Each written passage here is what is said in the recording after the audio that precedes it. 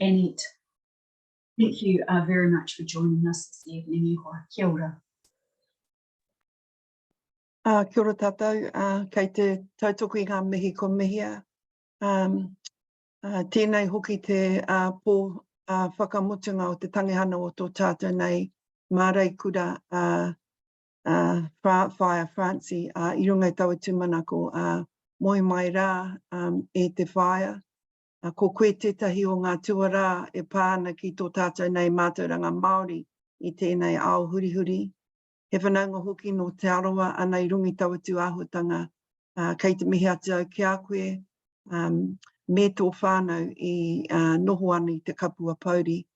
Ka huri atu au ki tērā o ngā maunga kei te Wairoa, tētahi o ngā whaia morihu o te iwi o ngā te kahungunu, te whaia mere ana Pittman, I rungi taua tū āhuatanga moi mai hoki e te kuia, nāu te kaha me te humaria I whāngai hia I te manako o Moana Jackson I te wai o rāna ia Moana kaupapa I pāno ki tō tātou nei takutai Moana.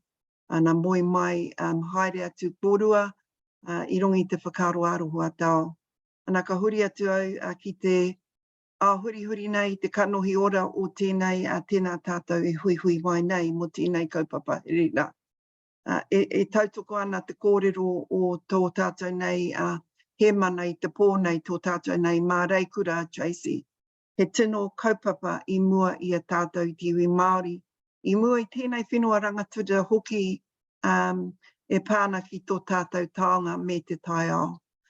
Ko tāku nei I noi kia tātou I te pō nei, ke aki tātou, tā tātou nei whānau hapū iwi, kia mohio mai nei, te whakaneke o te kāwanatanga, e hia ana I tū mai ana I te tau kei te haere mai, I runga I taua tū āhuatanga, me whakarohia, me kōrero koutou mā I tō kāinga, me whakarohia, me pēhia tō tātou nei Te Tiriti, me tō tātou nei whakaro I pāna ki te oranga o te tai ao, I runga I taua tū āhuatanga kei te mihi atu au ki a tātou.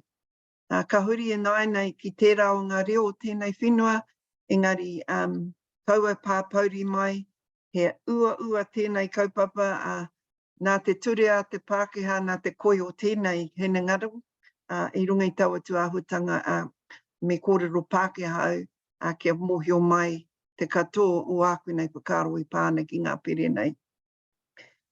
I can't emphasize enough how it's really important, and I really appreciate everybody taking out time. I think it's madness as we prepare for Christmas that we're facing one of the most significant reforms in the past 40 years with respect to the Resource Management Act that is currently in place and its amendments, which have operated for 40 years and which have developed in a significant body of understanding about how we participate as owners, as kaitiaki, as those that possess the most intimate relationships with papa tuanuku in this part of the planet. That we be served with something like 840 pages of legislative changes incorporated into 2 bills that need to be carefully sifted through, and then where there are anxieties on our part or concerns, or even just wanting to make things the most practical options, we only have till the 30th of June to effectively develop a submissions approach for our whānau, for our hapū, for our iwi, for our lands trusts, for our marae, for even those urban people that will all be impacted upon by these pieces of legislation in some way, in the way we manage our ways of life. So one of the things I want to emphasize as we go through tonight is that we've developed information which is about an education, first of all, because even though I've intimately been part of the process of reform for the last 18 months, some of the changes that we were confronted with and presented by the Minister in the first introduction of these bills are even matters that we hadn't seen before. So a lot of this is new, a lot of this is complex, a lot of this is transformative in the way that it's going to set up eventually 3 pieces of legislation that will substitute 1 piece of legislation, but must also be read in conjunction, as you will see in parts of the Act, with the Climate Change Adaptation Act and with a number of other ancillary pieces of legislation that are impacted upon. Now, I've been a lawyer for 40 odd years now, and I can say when I was confronted with these pieces of legislation, it hasn't been an easy thing for me to do. And I want to say, to encourage all of you and your families, wherever you are, that you need to actually get knowledge keepers beyond the discipline of law to also help you understand these matters. I think it's really important I emphasise that. If you're lucky, as many of our trust and incorporations are in the Western Bay of Plenty, Central Bay of Plenty, East Coast area, you have planners on hand, you need to call them. They are going to be fundamental in dissecting and understanding these matters. I see a couple on the screen tonight. I'm sorry, but you're going to be needed. You're desperately needed to help our people put together a coherent response. Just for everybody's benefit, so we have the RMA Act. They're going to be separated into 2 pieces of legislation, the Natural and Built Environment Bill and the Spatial Planning Bill. As you will know, in the current RMA purpose provisions, there are significant understandings set out in Section 2, Section 6, Section 7 and Section 8. In this bill, they are a little bit more complex. We still have some purpose provisions. We still have korowai functions, particularly in terms of recognition of the purpose and functions of these bills and how they interconnect. And we've managed to achieve, I think, quite significantly, the need for a korowai, if I can use that, or a whāriki of conceptual framework to be put over those bills, which protect some fundamental requirements, I believe, for the status of tangata whenua in this country and our role in the ongoing management, protection, rejuvenation and restoration of rights and interests in Te Taiao. So if I can go to the next slide, please feel free to ask questions if I'm going too fast. I tend to be a cyclone when I talk. Everybody, that's my nickname. I'm kind of this fast-moving, punch-hitting individual. But I know we've only got an hour tonight. I've assumed that all of you have seen the 4 primer that FOMA and the New Zealand Māori Council have commissioned various experts around the country to put together. They're both in English and in Māori, and they are simple. Can I say they've been deliberately written as a 101 option for us to start any base discussion. So I hope you've got those. I'm not going to put them up. I've started sending them out in hard copy to, I think I've sent them out to 85 organisations today. But it's really important, I think, before you get into your submission writing, that you have some wānanga, some hui around those primers. There are better experts in some of the things being raised tonight, I see on our hui, but I would invite all of you to look at those pieces of information just as that. They are part of the fabric or the matrix that we have to weave together to get us to this 30th of January timeframe at 11:59. Can I say I don't think we're going to get an extension? I am aware that some significant organisations like the Environmental Defence Society, a number of the groups like the Iwi Leaders Forum, have asked for an extension to the middle of February. I'm not hopeful we'll get that, but I don't think it's going to make that much difference in the Māori calendar anyway. You all know that from about the 26th of January till the 10th of February, most of us are involved in Ratana or at Waitangi anyway. So, you know, whichever way we look at this, we're only going to have about 6 weeks to get any submissions in place. They have been following a time frame too that's very I think it's been astutely monitored by Minister Parker, who is the principal minister involved with the introduction of these bills. In the timeframes that we've been getting, he's suggesting that April will be when these matters are placed back into Parliament after the Select Committee process is completed, with a May completion date. So just letting you know the pace of change, and that even if you don't get the change incorporated in the Select Committee process, you won't have much opportunity between February and April for those changes to be made. So you also need, parallel to your submission process, a key lobby. And can I say, FOMA's been really lucky. Paul Morgan, Tracy, Kingy Smiler, they have been wonderful advocates for FOMA throughout this process.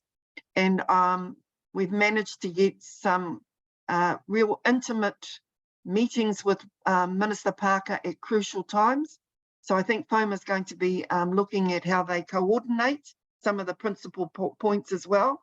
So I'm hoping that Nadia will be able to put up on our website some of your submissions so that we can share across, so common ideas are well known. I think we have to look at sharing information at this late stage, because that will be a practical way for us to achieve things. Ka pai. So let's go to our next slide. Thank you.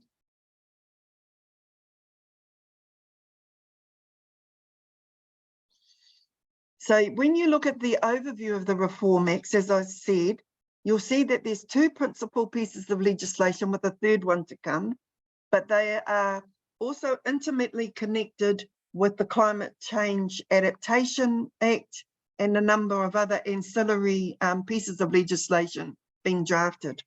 But the two principal ones that are going to take over the resource management framework ones are these two.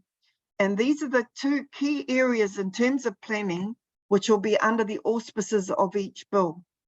The National Planning Framework is something that's really, really important to understand.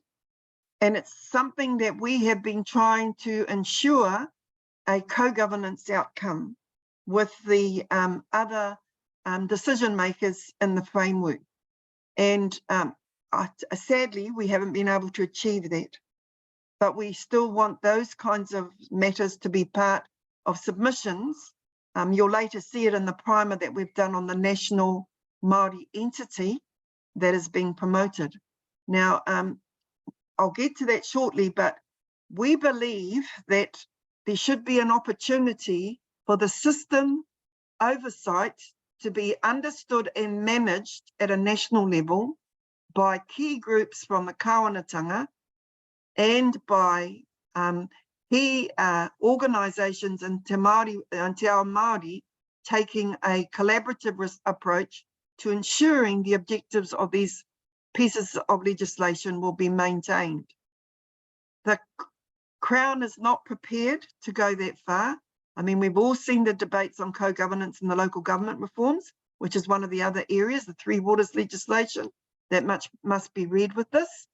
But what FOMA and the New Zealand Māori Council have been able to achieve is that at least a recognition in the National Planning Framework, there needs to be a placeholder for a national Māori organisation that sits in a advisory capacity to the Minister of the Environment, whoever that person may be, to look at enforcement and application of the planning framework.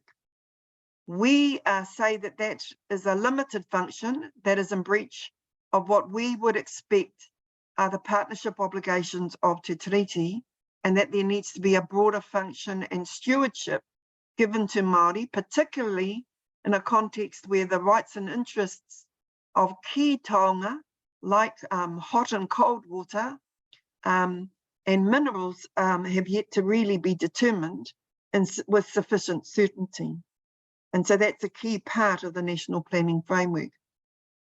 Out of that National Planning Framework, you then will have to have planning arrangements that sit at the regional level.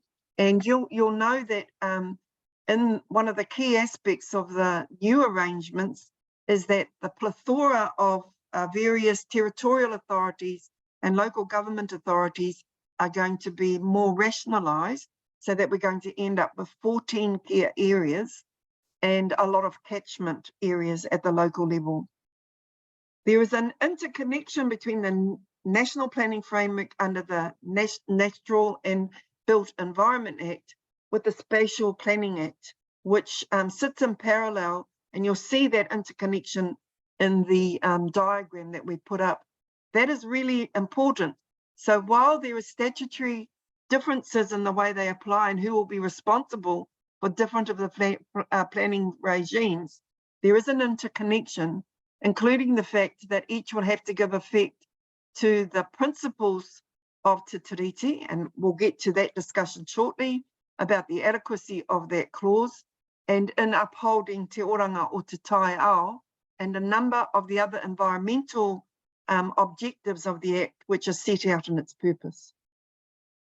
This is a really important diagram to keep in mind, especially those of you who are planners or are resource consent managers for our people, wherever you are at place. That interconnection will guide the kind of planning frameworks and then engagements that you will have with key decision makers over these matters as those plans are developed. Right? Can we go to the next slide?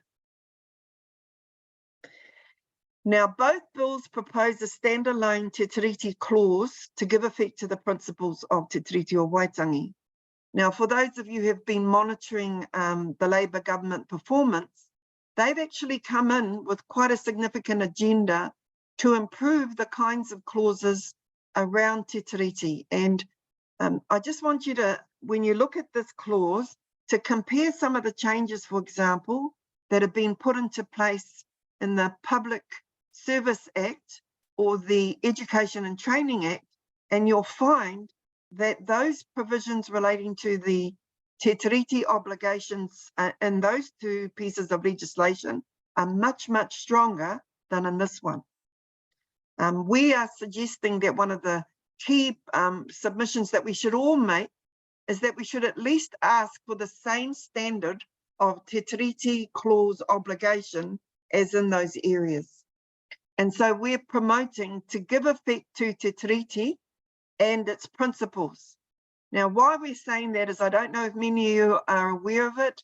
There have been some very key statements out of the Supreme Court by Her Honour Justice Glazebrook in the Trans-Tasman Resources case, which is an environmental case about deep sea planning activities offshore, but also in the Alice case, and even last week in the Wairarapa Moana case, which say, you know, what we've always known as treaty activists, is that it's not the principles of Te Tiriti, which is what the Crown has derived in the late 1880s to facilitate a Crown understanding of it.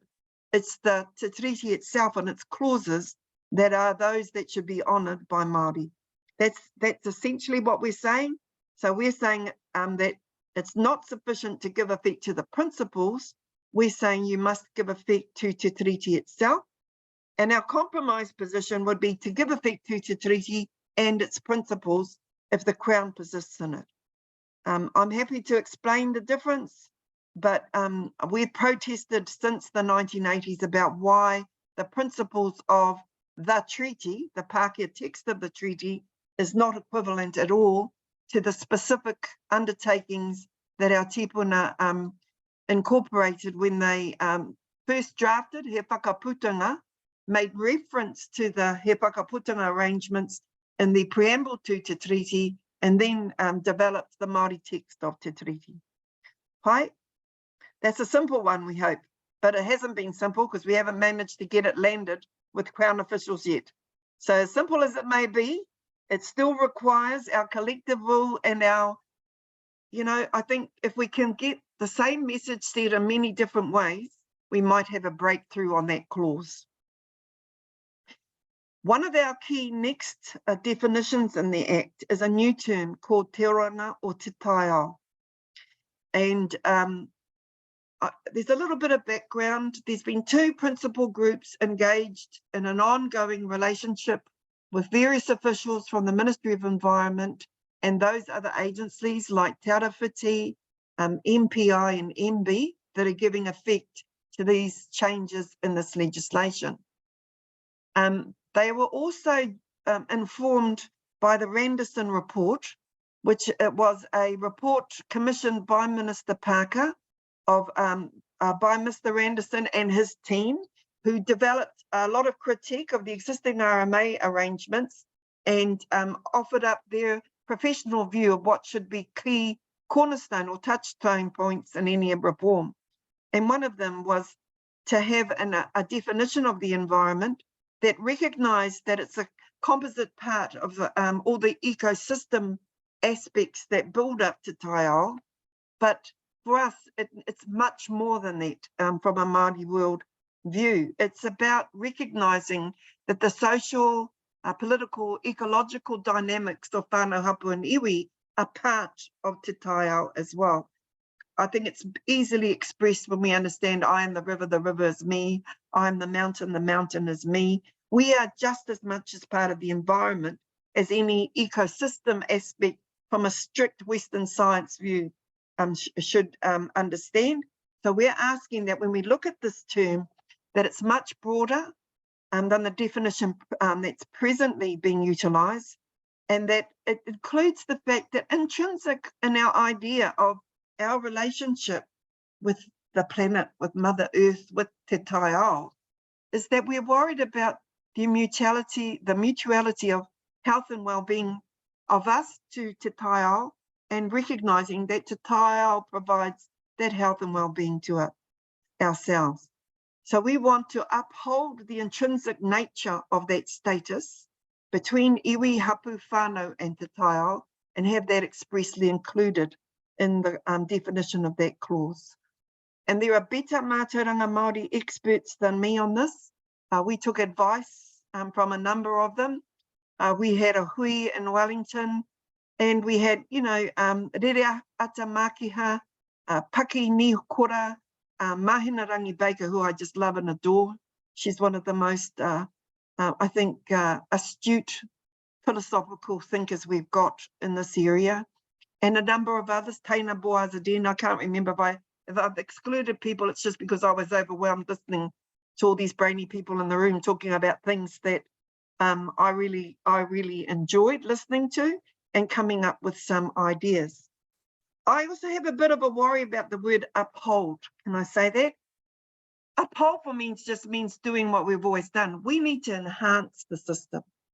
We need to make sure that what we have received, which inevitably has been subject to degradation and misuse by some of the populations that share this part of the earth with us, we should enhance it.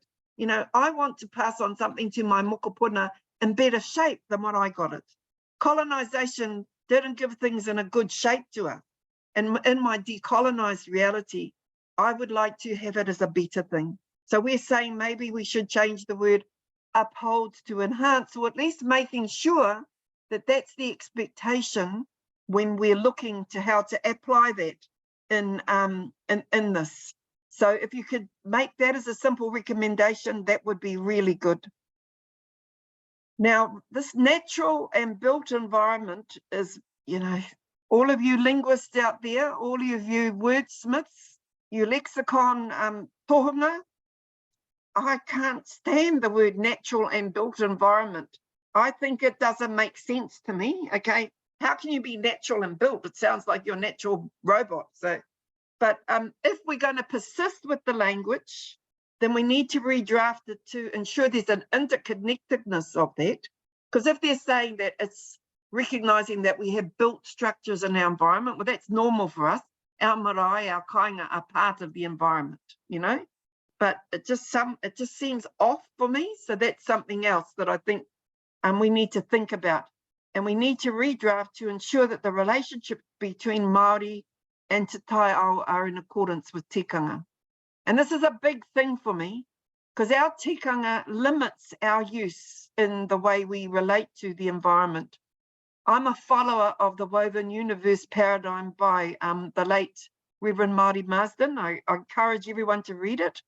You know, he talks about mana atua values, guiding how we organise ourselves in the mana tangata realm to ensure that our obligations to the whenua, to our mother, is upheld with mana. And so we limit what we do in the human realm to make sure that we have sustainable, protective, sustaining lifestyles for our whenua. And that also limits the kind of priorities and uses as well. If anyone's familiar with the National Policy Statement on Fresh Water Management, that is an integral part of Te Mana o Te Wai. And if we're going to use these conceptual frameworks, they must be consistent. And that's what we're saying. Please tell me if you don't understand that. Ka pai? The next one is, who are we? And this is one that really has got me. I'm almost as angry as I was yesterday in the introduction of a bill that prevented us having our rights to the State-Owned Enterprises Act because the government's hell-bent on meeting their settlement objectives. But, you know, I'm a hapū fundamentalist, but I also recognise that the actors in giving hapū its mana and its rangatiratanga are our marae, our land trusts and corporations, are those with mana at place that ensure that we organise to these things. Whānau are also critical parts of this. The bill has said that the people that should be engaged with in the bill are iwi and hapū.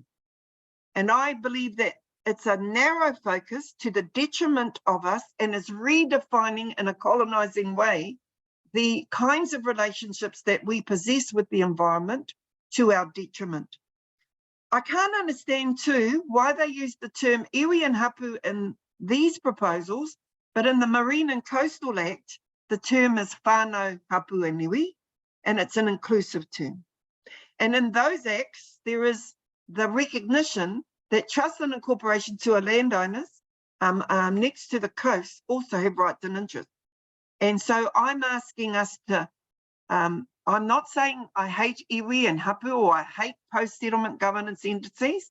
What I am saying is that we need a term that reflects our reality.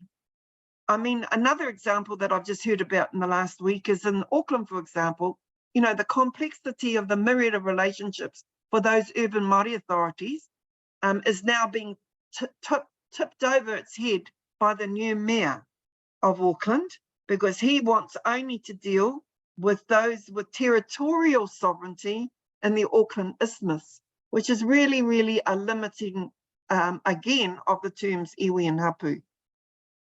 I have long advocated that the term in the National Policy Statement on Fresh Water, which is mana whakahaere, is the best way of describing those that should be engaged with at place.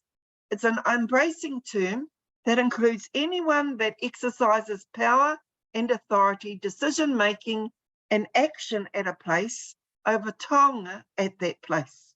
And it can mean all of them or none of them. And, you know, our people are really onto it. They've already started organising regionally around how they might cooperate within the mantle of mana whakahaere relationships at catchment level. So if we got any of the Gisborne people, I know that I have to pay for your intellectual property, you told me at the last meeting, but they've already organised around mana whakahaere rōpū. They've got the Mangatua Corporation working with their post-settlements governance entities, working with their marae, their trusts and incorporations, and they've got other advisory groups, you know, an action group on climate change. They all sit together in this rōpū, they determine who their representatives are, and they are the ones engaging with the Gisborne District Council and sometimes with the Hawke's Bay Regional Council. So just giving you those ideas of existing arrangements, which I think we should follow through into this legislation. So we have a composite approach that's consistent. Mana whakahaere is really well defined in the National Policy Statement on Freshwater, and I think we should use the same definition there, here, as here. For those of you who have been following the Three Waters Bill, They had changed the definition of mana whakahaere originally, but at the last reading, they restored the definition to coincide with the National Policy Statement on Fresh Water. So again, you know, kāwanatanga needs to be consistent in the way they use Māori terminology so they don't confuse us about our own language. So if they're going to use it that way in those two important pieces of framework obligations with respect to resources, they should use it for all of them. Ka pai? Any questions on that one? No. Now this one here is really important, and in the primer that Mahina-a-rangi's prepared, I hope everyone's got that one. That's the must-read primer. Everybody asks me what's the most important one. That's the must-read one. The Māori version is really beautiful. If anyone here wants to kind of look at the wairua of what Mahina is trying to convey to us to motivate us. Target setting is really important if we're going to meet sustainable obligations in a number of contexts. But under this new arrangement, limits can be set at the worst state than the current state. Does everyone understand that? Where we're saying before we should be enhancing things, so we shouldn't be going to the worst state. We should be trying to get to a different arrangement. To achieve that, it comes back again to this definition of what is natural environment. And we say that limits should be set at a state of health that is sustainable and ensure protection of ecosystems. We shouldn't be going for a philosophy of the lowest common denominators where we are, and we don't aspire to everything else. We should be going for something better. We are also arguing that there should be a hierarchy of obligations in the way limits are set, and then that means how targets are also set and use obligations are then developed. And that hierarchy of obligations, again, is the same hierarchy that's in the National Policy Statement on Fresh Water Management. There isn't such a hierarchical approach in this. I think there's already a recognition that this is already very difficult to achieve. I know that a number of the Māori submitters that I've talked to are anxious that tikanga is recognised at place because context is everything, but I still think in a hierarchy of obligations, your tikanga will determine, you know, the mana atua values, the mana tangata organisation, and the use of those.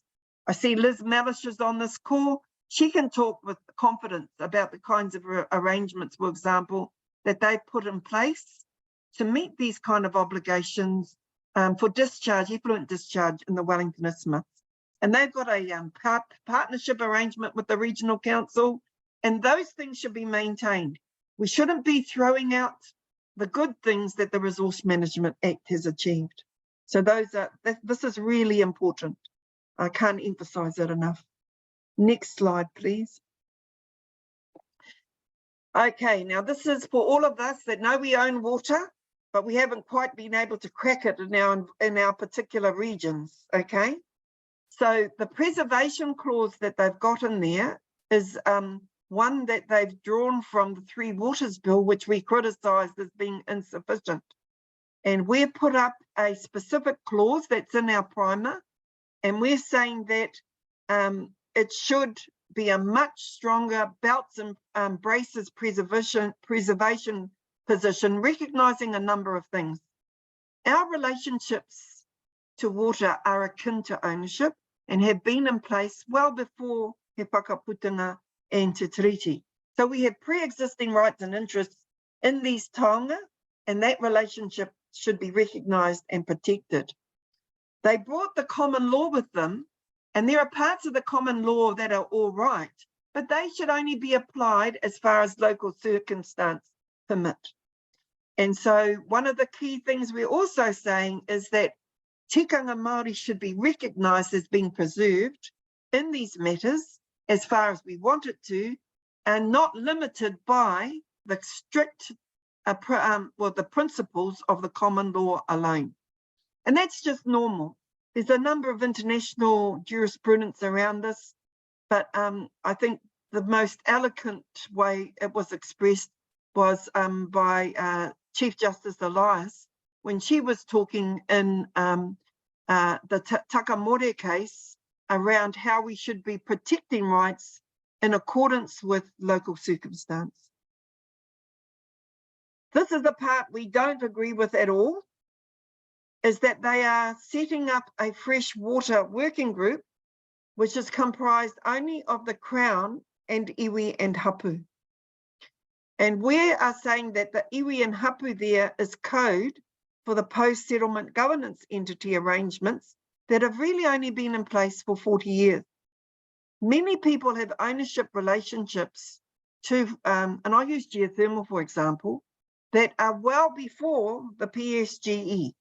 In Tarawa here, the Te Tiriti, for example, Spring has a relationship out there in tourist development since just after the treaty, 1860. So groups like that would not be able to be required to be engaged as of right with respect to freshwater. So this freshwater working group should be comprised, we say, of the Crown. And if you've got regional or local mana whakahaere groups, you should determine who that representation is, not just iwi and hapū. Now, you might decide to put your post-settlement governance entities leadership on, but you might not. You might decide that there's a tohunga or a planner that's best placed to do this kind of discussion. The other thing that we're really concerned about is that there is a working group recommendatory power, but the minister can ultimately ignore that advice. So what's the point of having these things going round and round for months with the regional and local council? And some of us have been doing this for years, and we've got really good relationships with some of our council people. And then suddenly the minister decides that he doesn't want to follow us. You know, so we're saying that there needs to be a much more persuasive power that binds him to those things, unless there's something that is expressly requires a different approach. So that's also, we've set the wording out in our primer. Remember, these are guides. I see better people on this screen than me. If you think that I've got that all wrong, I won't be offended. All I'm trying to do is I know it's wrong, and I want you to change that. I think it's also wrong to suggest that iwi and hapū own rights and interests. I'll come back to the Aotearoa example that I'm very familiar as well. You know, the settlement for Ngāti Rangi Wiwihi out at Hamurana was affected with those hapū rights holders, not with the iwi as a whole, because the aquifer is related to Tanepa Springs, sits in their land. And you've got to recognise the mana whenua, tangata whenua, mana whakahaere relationships that give you that obligation, that overarching obligation to future generations to protect those resources. So this needs to change. The more frightening thing about it is that this group's going to be set up in the next 18 months, and I think they're up to do the water lords from it, even though they can't tell me that at the moment, because they're setting up what they call processes for freshwater allocation. Now, that might be all right in a management sense, but we all know from the King Salmon case that the first up, best dressed rule means that those that have got resource consents in place can actually prevent Māori who have important development needs to access water from getting that water to develop our lands that are sitting idle, not because we don't have the capital even to develop it, we just can't get resource consent relationship agreements to enable us to use those resources over a specific time. We think that that's entrenching the discrimination that we are already suffering, and so that also needs to change. Everybody clear on this, Kapai?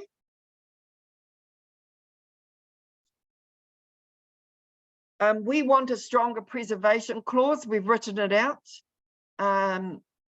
It must have frightened them because Crown Law couldn't tell us what's wrong with it. They just said they didn't want it. Okay, so I think it's the right clause what we've got. So just that's our thinking on it.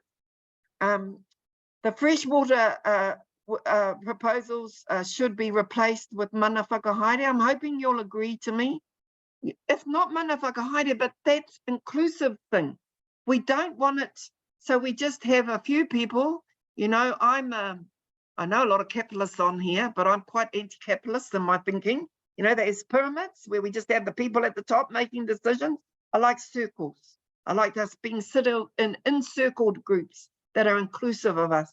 And then we recognize the leadership that comes organically from those circles.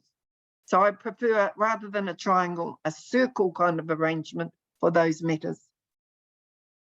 And we need a stronger drafting requirement with respect to allocation statements that are consistent with what our needs. And I mean, we all know that we're always fighting with developers about, you know, they want more water for this and they want all these houses for that. And if we give them the water from that, what's going to happen to the consumptive needs of the local people that are most close to the resource? So we're asking for those things to be put in as well. All of these matters are included in 3 of the primers. So you have to read Mahina's one on the environment, but also the rights and interest on waters also covers this in our primers. Ka pai? Can I go to the next one, please? Now, this is really, I think this is a debating point. None of us on our group like the current functions of the National Māori entity. All of us in our group see a need for a national oversight group. So that's the agreement. We also want co-governance. And I don't think we're going to get it with this power, with this government. But I think what we put in place, we should put in place looking to an alternative arrangement moving forward that may advise in a different way to an independent body outside of government, working with the Crown for what we achieve. Remembering what's in this bill is a kāwanatanga advisory group. Can I emphasize that? And I don't want us to get confused. I don't want us to think that we're saying that this national Māori entity is a tino rangatiratanga entity, because ultimately it's still going to be selected by a minister through a nominations process, and then have a board of people that are sitting in an advisory capacity. And that's, as someone like Tracy and I were both on the Te Kaha group, and I was really clear, you know, I don't often take roles as a kaupapa, but I was a kaupapa while I was on that role, you know. I was there advising the Crown with functions that I negotiated with the minister that I was happy with, but about how best to meet the Te Tiriti obligations and their rangatiratanga relationships with our people that sit outside the kāwanatanga. This body is still a kāwanatanga, but it's going to be one that's like a toothless tiger unless we get these changes that we were asking for. And that is, we want to see it as a monitoring and enforcement body, definitely, but also the power to develop policy of how to achieve that. I just don't think the kāwanatanga is as onto it as we are. We live and breathe our resources. We are the resources. We see experiential understanding of the changes we require, and we make those changes. So I think that, you know, there is definitely a role for this kind of body. It could be invaluable to assisting the Crown develop limits on water bodies and protecting the mode of water bodies to enable equitable allocations of resource consent use for access to water, but it needs work. And we want the National Māori entity to also be properly funded. One of the things I went through, you know, it's all very well to put all these kind of imposter bodies up, I'll use that term, and then you suddenly find that really they're just a mirage anyway, because there's no money to fund them. You know, Tracy will talk to, you know, we go to all these meetings, they tell us they're going to pay us $500 a half day. You end up doing 2 days work for your $500. And then you're working all of the time without recognition. And then they've got 50 people on the MFE side, the MB side of the MPR side, against our 4 advisors. This can't work. We need proper resourcing to support the work of it, but also to develop the body of mātauranga Māori and tikanga that's going to be really required if we're serious about equitable allocation of resource and management of that consistent with our worldview. Ka pai?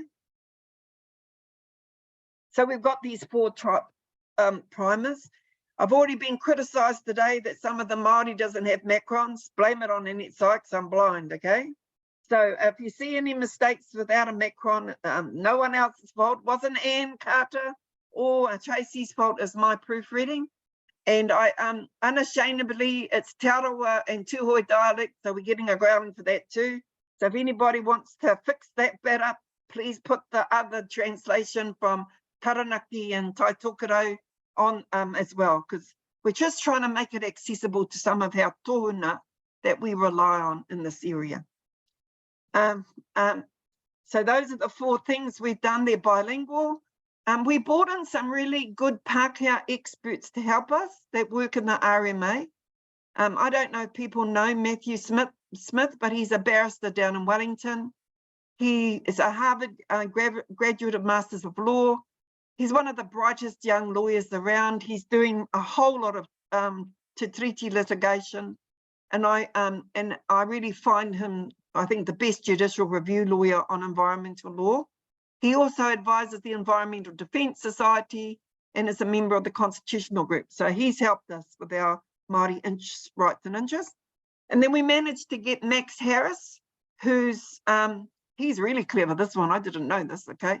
He is one of the few people that comes from the city of Seoul in Oxford University. So apparently there's only 12 alive in the whole world, and our Max is one of them. I didn't know that. He comes from Taupo, and he helped do the stuff on the Te Tiriti. He's very critical about some of the neoliberal ideas and the allocation statements that are in place. So there's a lot of pricing arrangements. So he's helped develop that. And then our own Mahina, she did a lot of the work on the environmental, social implications, and the Aotearoa Māori pool of knowledge we need to accumulate to assist us in this. We've put up another report that was written for the Timu Tai Pari group, which was a group set up by Te Tiriti. I was part of that group with Mata Nuku Mahuika and 3 other Pākehā planners and lawyers, Tom Benyon, Andrew Irwin from the Crown, and Sarah Shaw, who's one of the people that sits on the Environment Court as a planner, but she's also a lawyer. And we were concerned about some of the transition arrangements with the Marine Area Coastal Act and the new regime. So we've got a report up that. We had to actually get our own report out under the Official Information Act. So you'll have a stamp on there because it was released under the Official Information Act. But for those of you who've got coastal areas, because in this legislation, it's a little bit confusing. The MACA Act has a different recognition regime for those that can develop iwi management plan, for example, than some other areas. There's also a different regime for those that can be excluded from private land, as opposed to those that can be excluded from a customary marine title, and we set those things out. And then we've also put up, with the assistance of the MFE, who have been really great.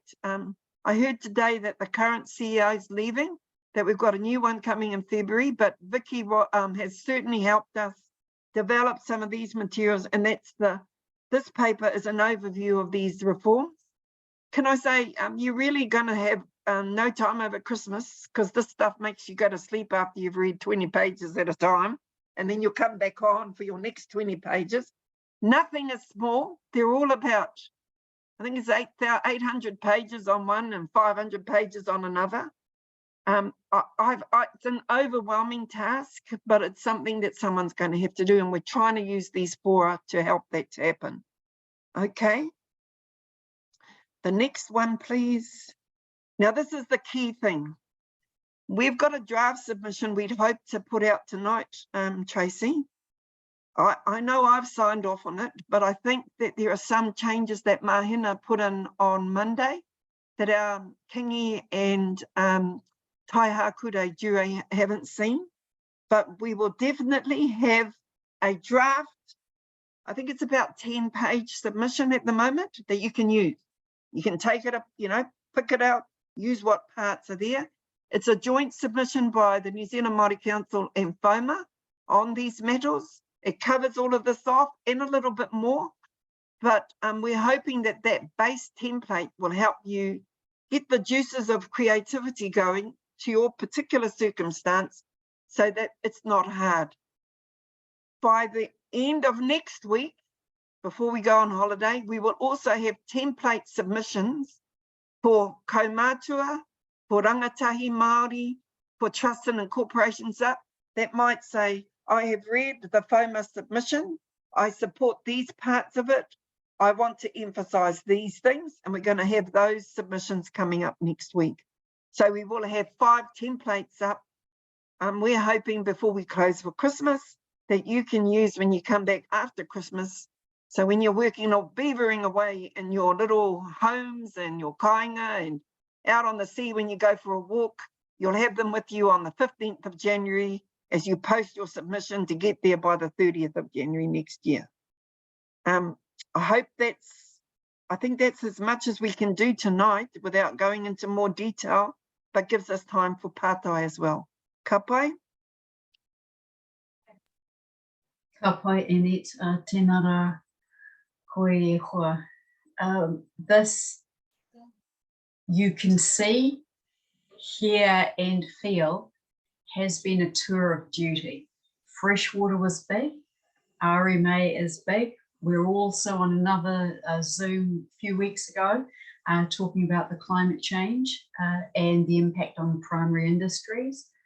From a Te Tai Kaha, from a FOMA, New Zealand Māori Council viewpoint, we see this policy reform as integrated systems change.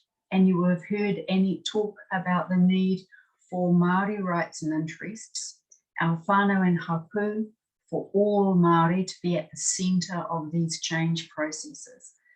We are trying to make this as simple as possible while still enabling and allowing all Māori, yourselves, FOMA members, New Zealand Māori Council members and everyone the opportunity to look at the papers, look at our summary and technical advice, use the submission forms, and then to make your own views. Remember, and this is a good time now, if any of you have any pātai, please put up your hand or add it into the chat, and it can respond directly.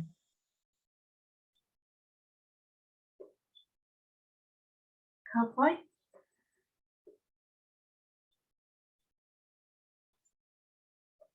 Just a note, my mum's waiting for the submission form, Annette. She's all good to go. I think that one's done. It's the Mahina's in there. Just so everybody knows, Mahina's really a tohunga on these things.